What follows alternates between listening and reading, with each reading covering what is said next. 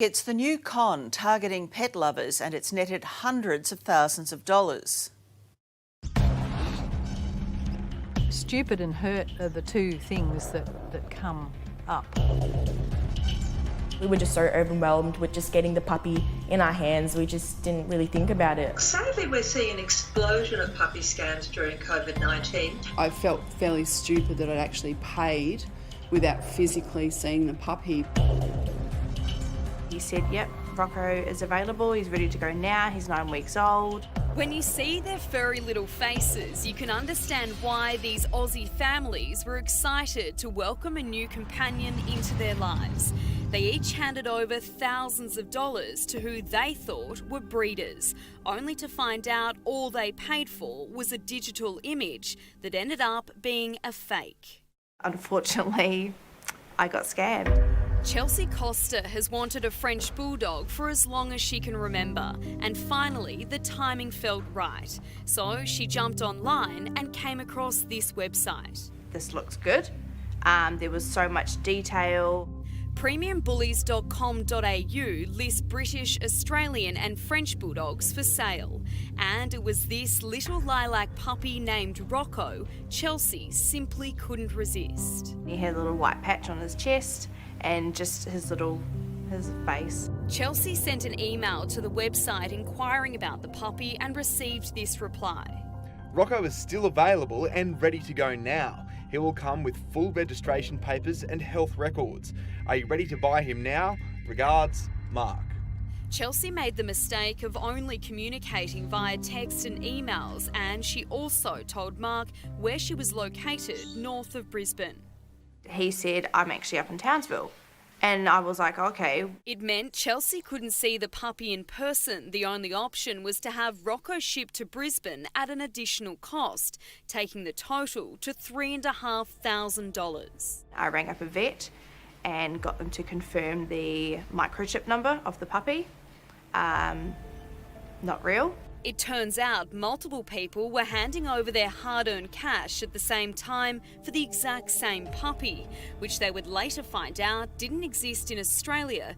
The images stolen from an unrelated American site of the same name.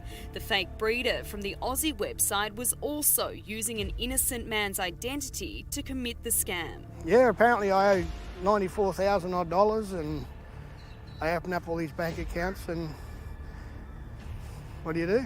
I've been to the police. Mark Holness has had numerous people turn up to his house in Brisbane demanding their money back.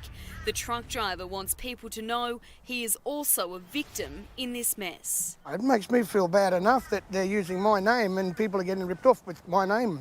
Amanda Jones is from Canberra. Having lost her job due to COVID-19, she was looking for a dog to keep her company. She too jumped online and stumbled across another website. They're trained, vaccinated and would be microchipped and delivered. Amanda thought she was buying this Frenchie called Pamela. She handed over a total of $2,350. He told me that shipping would occur 2 days after I'd made full payment. The breeder then asked for additional information, claiming it was for the courier. Amanda didn't hand over those details and immediately contacted her bank. When he stated to me that he needed my driver's licence and Medicare card, that it kind of raised a bit of concern. It's heartbreaking, but it also makes you really angry.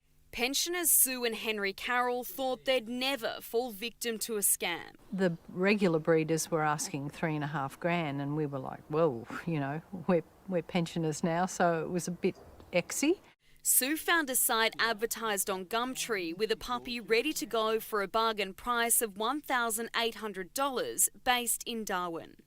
We couldn't visit because of the COVID situation. Sue paid the money and Lola the cavoodle was supposed to be booked on a flight to the Gold Coast, but after the scammer demanded more money and Sue refused, the dog never arrived. And that was it. That was the last I heard of them. Daniela Fernando is from Melbourne. She too fell for a scam while purchasing a sausage dog. I just felt disappointed in myself for not doing enough research. Like, I felt like I just let my family down, I let myself down. The ACCC estimates Australians have been ripped off by almost $300,000. In April alone, we received about 5 times the number of reports we would normally receive. Deputy Chair Delia Rickard.